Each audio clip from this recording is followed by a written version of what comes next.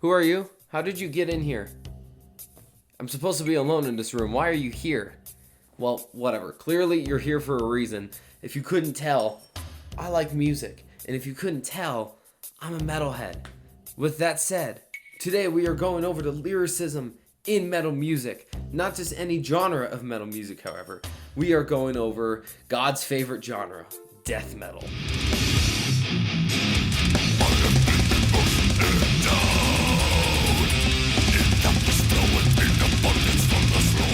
Now, from the surface, this may not seem like the deepest genre you can really sink your teeth into lyrically, but, you know, the overall scope of metal lyrics are, especially in death metal, can range from, well...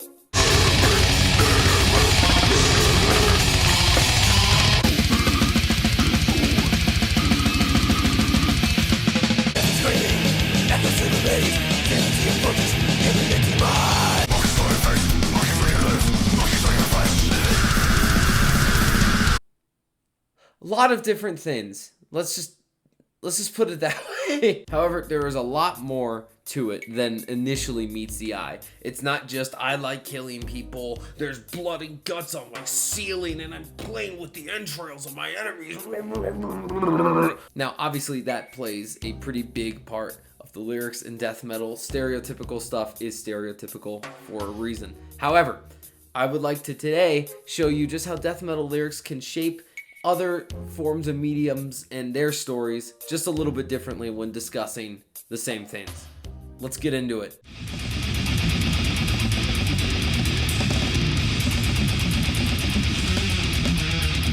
Now, I kind of just jokingly showed you some of death metal lyricism stereotypes. I'll get into more of that as we go on. However, I also wanted to show you some other stereotypical lyricism in metal. How about Metallica, for example? Talking about war. They're no stranger to that. You got One, No Remorse, The Day That Never Comes, Confusion. There are countless more that they have made. I think Where the Wild Things Are is technically about that as well. It's not a strange topic for the band. Consistent discussion of PTSD, of trauma, of death, and pretty depressing topics overall. For another example, how about the complete opposite side of things? Power metal. They use themes of triumphant battles and glory. So yeah, they still talk about the war theme, but the approach and your outlook on it is way different than what Metallica would do. Metallica would typically talk about, again, the PTSD, the fear, the horrors of it all, while still maintaining a relatively heavy sound. Power metal, such as like, I don't know, how about like Dragon Force, right? Cheesiest band you can ever imagine. However, still similar topics of war, but it's focused on the triumphant victories and being united, standing together, fighting as one. Now, how about something like Dream Theater? Now, I'm not going to just talk about the war thing, but progressive metal, you can really accomplish anything. Things can be concept records, things can be dark, things can be depressive, things can be hopeful, but in prog metal, things can be a little more mysterious, a little more avant-garde, a little less understandable from the rep. Not to shit on my favorite band ever, but look at Between the Buried and Me.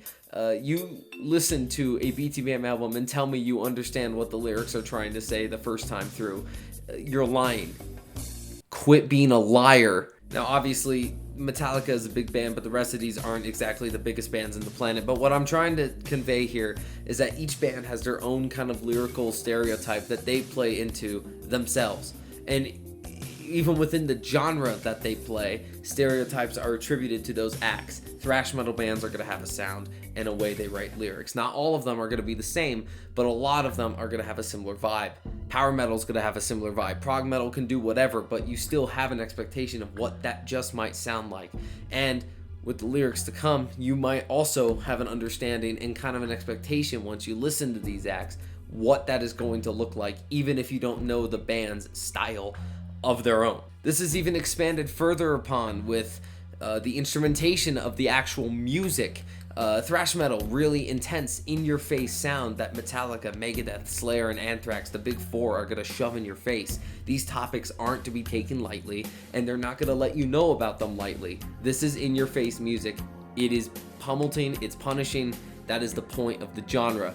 How about something more like power metal? Again, going back to that genre.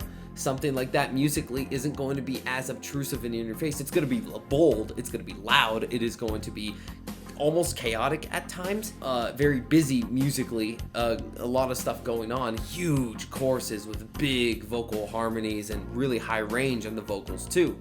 But this isn't as in your face and intrusive. Again, this music is supposed to kind of give you a little bit of optimism, a little bit of hope, a little bit of triumphant kind of accomplishments, that kind of thing. Going back to progressive metal, what's unique about that, again, is it can give you all of these different things. However, it's when it chooses to and how it chooses to flow that within the actual album experience is what creates that unique style of genre. However, it is still a stereotype of prog metal. You can look at that and go, that's progressive. Not in the sense of other genres where you can look at that and go, oh yeah, Dragon Force is prog. You can't do that because they don't really have those stereotypes. They might have elements, but it's not their stereotype. Each act, even instrumentally, has their stereotypical nuances.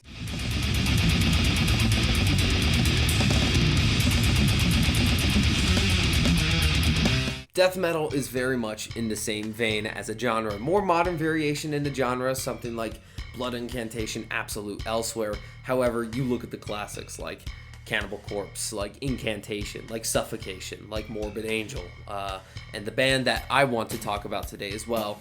A little less of the classics, as these guys really came to their own in the late 90s, early 2000s, but the band I am discussing today is Nile. From South Carolina, formed in 1993, still very active to this day with a new album out just last year, a tour that they just did, multiple of them of the new record. Very active band. This is a band that writes their lyrics exclusively on Egyptian history and lore. Ancient texts are very big for this band, and of course that comes with a lot of death metal tropes, like to make it sinister and evil.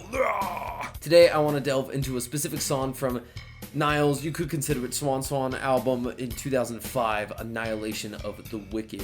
The song is The Burning Pits of the Duat. So, without further ado, let's get into some analysis, shall we?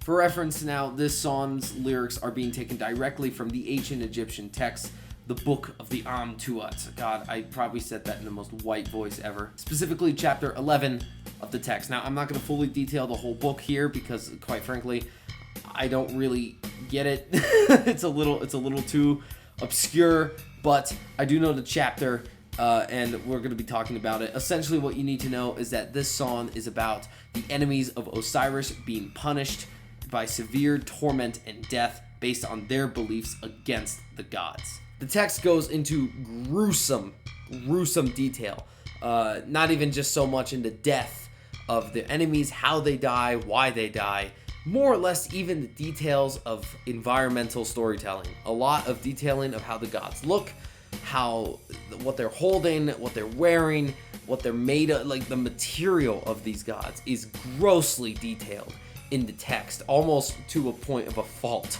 where it can become a little confusing to keep following what you're reading. Now, the big thing, we'll get into this later, but the point of view here in the ancient text isn't exactly quite clear from the get-go. Now, to be fair, we're jumping straight into chapter 11. I'm sure if you read the book, you're going to have a pretty good understanding of where you're at, so long as you can read ancient Egyptian texts pretty well and understand them. I don't want to assume anything of you. We don't necessarily seem to take a narration approach to the story, but rather it's written out like a script to a movie. We're more or less the camera. Think of us like the camera perspective to these characters. Characters will say things, they will monologue, they will react to certain other characters and actions that they cause.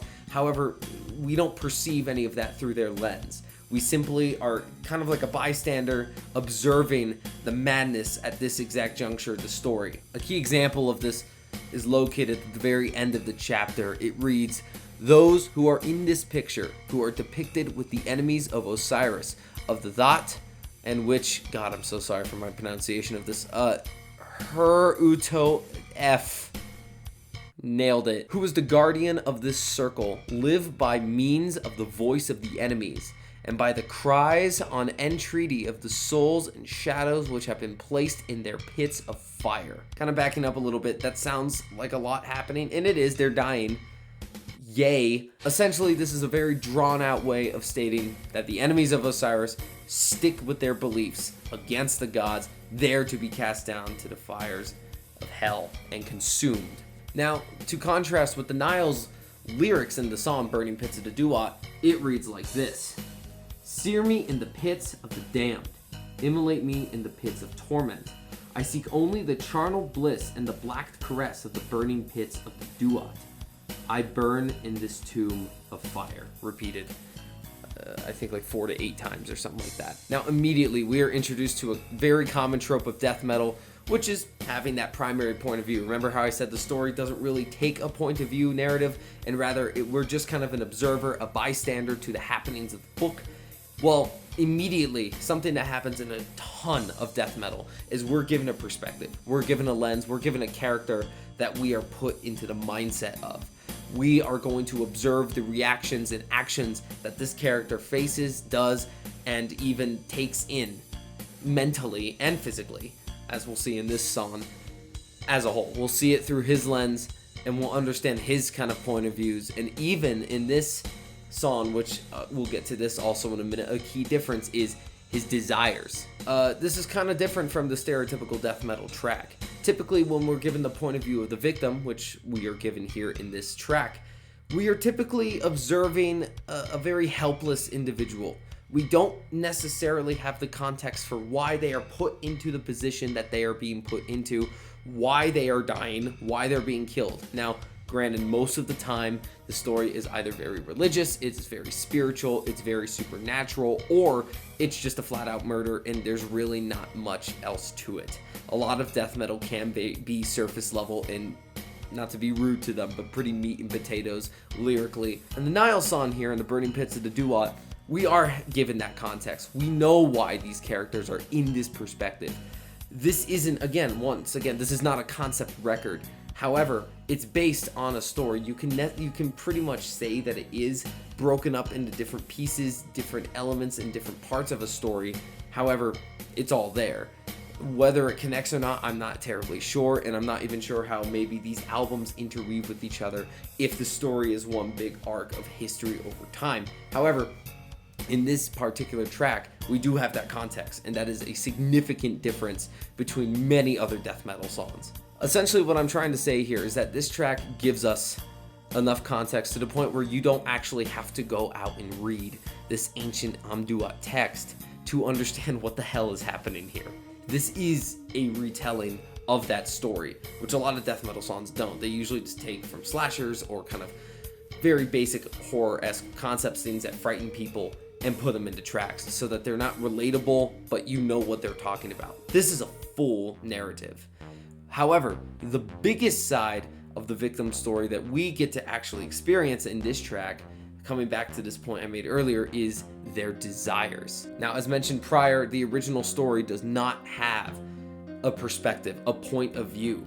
You're not necessarily sure how the characters truly feel, minus the surface level of, you don't like our god, we are going to kill you, no, don't kill me. It's probably a little better than that, but you know, that is how the story kind of reads. However, in the Nile song, we have a full outlook on this character's progression as a person.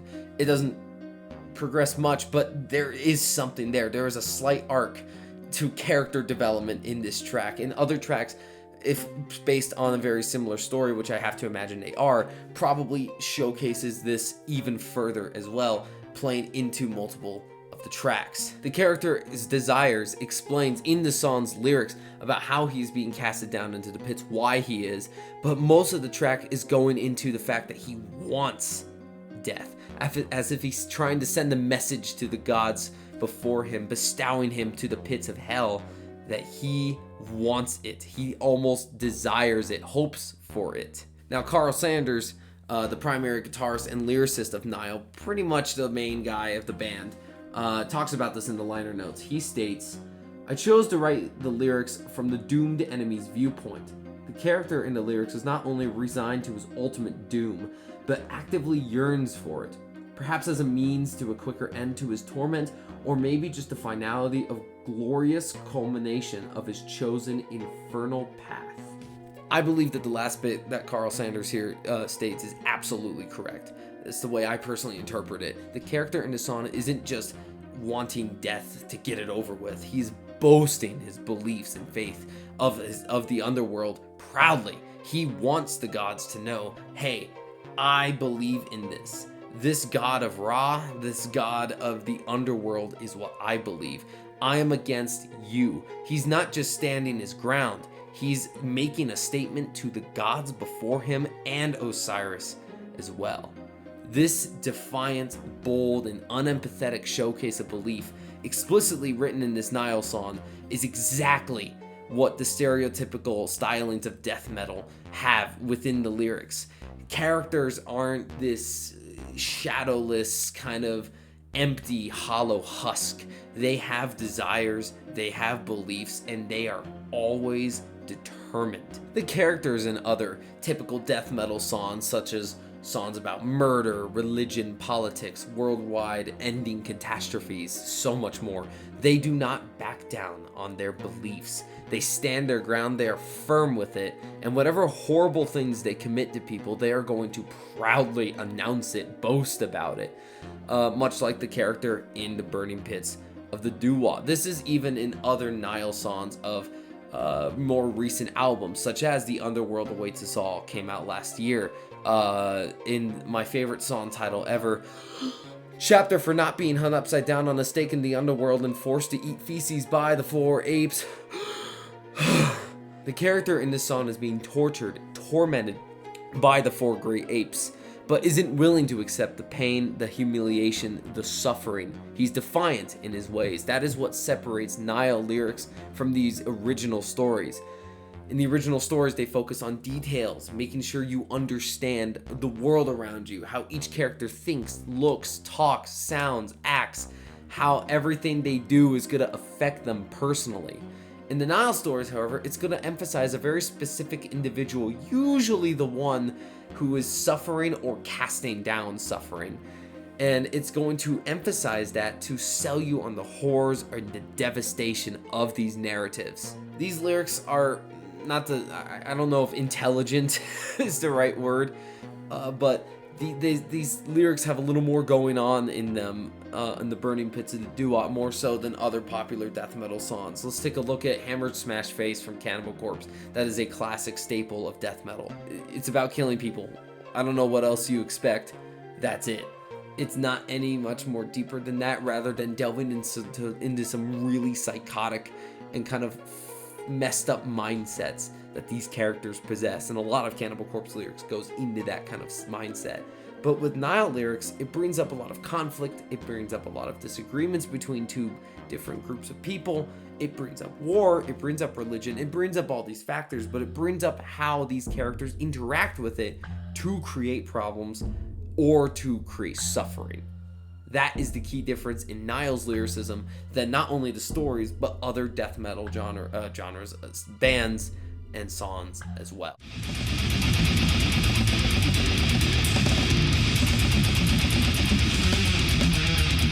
Now I know the big bulk of the video is done here, but I just want to very quickly kind of talk about how the music and instrumentation affects the Burning Pits of the Duat. So let's get into it. This song is extremely technical, fast, very punishing, very hard to write. Even Carl said this song might have even ended his career with how much pain it was causing them to play. Now with a song of this speed, this velocity, this intensity, you kind of want those lyrics to back it up a little bit, to back up the music. You're not gonna, write the fastest, most complex technical riffs that you can and then kind of sing about something very light or just a mild conflict. That is why these lyrics are dark, and that is why musically these elements are present in songs like this with these kind of lyrics. You want the music to match the lyricism, so that is already in itself a very stereotypical death metal thing. Just you get that right from the rip. Now at the very beginning of the song, you get all the technical difficult riffs. They're obviously scattered about through the verses and the choruses as well. However, at the very beginning of the song, it's showcasing the intensity of the track.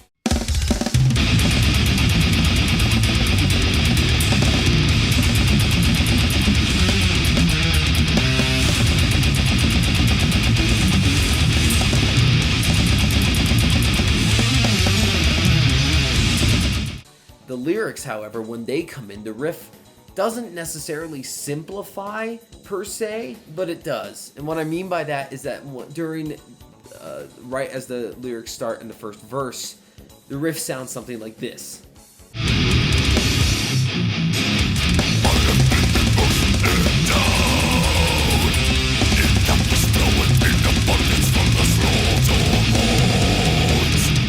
Obviously with kind of the transitional pieces that were present in the intro as well, bridging those together. But you'll notice that those very simple chugs of 4, 3, 2, 1, walking down kind of chromatically, emphasize the intensity of the vocal and lets room for them to breathe.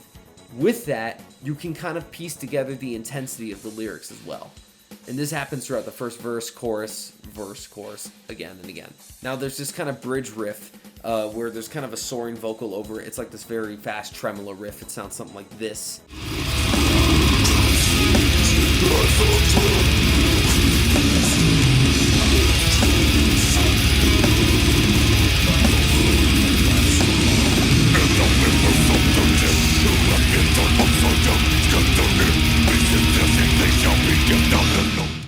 And with that section, the lyrics don't like, crooning is not the right word here, but the death metal vocals kind of croon in a way over that part, as to kind of emphasize this damnation feeling, this sense of dread, fear, and it's kind of empowering the death of the characters at this part, especially with what's being said lyrically here.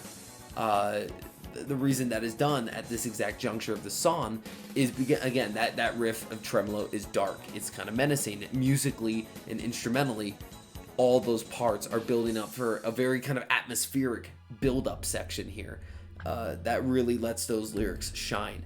Once that section's over, we're kind of back to the main riffs again of the verses and kind of leading back into that intro riff in the main chorus. Or right after the main chorus, kind of like a pre-chorus thing.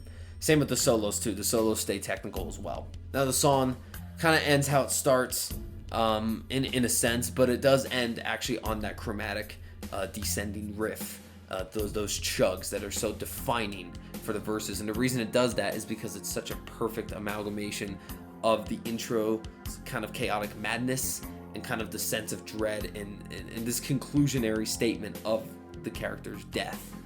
And it ends with the riff abruptly ending, the riff chugging down, descending as he is descending into the pits. Just like the riff is descending, the character is descending down and being consumed by the flames. I highly doubt that is a very thought out thing from the band. Maybe it's intentional, I don't know. But you can think of it that way to kind of give more power to the lyrics there, and why it kind of just abruptly ends with the sounds of people screaming in the background, presumably those burning. That is how it affects the lyrics. And again, this is so different from what you'd expect in thrash with war, you know? Look at Metallica's One, for example.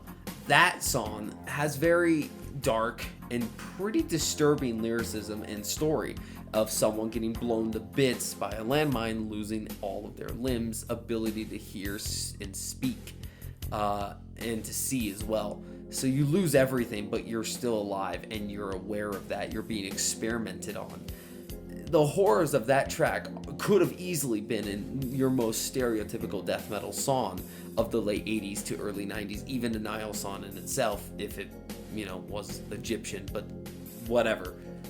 That being said, what works about this song is just stylistic choice. It's a ballad. It starts off depressive, which is a lot of the lyricism in thrash metal. Pretty depressive, pretty dark, but kind of in your face about it. This one rolls it back a little bit in Metallica's One, lets you kind of feel pretty sorrowful about what's happened, pretty depressed about it. And then at the very end, when those riffs kick in, the thrash metal stereotypes throw themselves at you. It's going to be pretty devastating, and the lyrics are going to be very impactful that way, even with just a simple open string kind of alternate picked riff into a very fast machine gun style thrash metal riff. These are the stereotypes. In the Nile song, it's a very similar thing.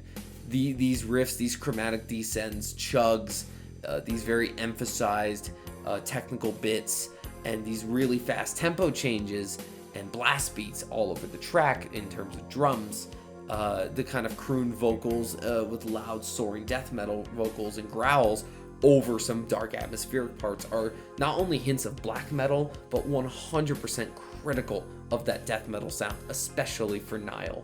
And those death metal elements all play a massive role in giving a very prominent focus to this version's or this song's version of the lyrics of the Duat, right? In the story, you don't have these elements. The idea and concept of this pain and suffering are still very much present, but you don't necessarily have the depth that the Nile song has with the actual music element attached. If you were to read these lyrics, this would be a weaker version of the actual story. But with the music, it propagates those lyrics up to emphasize the darkness of it. And that's also why this song's lyrics has the point of view element. Because without that, it'd be kind of awkward to go through songs of two different, like a god and the enemies of Osiris talking to each other very indirectly and very much were a bystander in that track, and it just doesn't really fit. In the song, giving the character a point of view and really emphasizing their desires and beliefs is not only stereotypical death metal, but extremely useful for this song. Hope you enjoyed this analysis of Nile's Burning Pit Duat. I know this isn't the most analytical or the most deep delve thing. This is a little surface level, but I hope it kind of gave you some insight as to how these elements come together to change up an already established story. Thank you. Goodbye.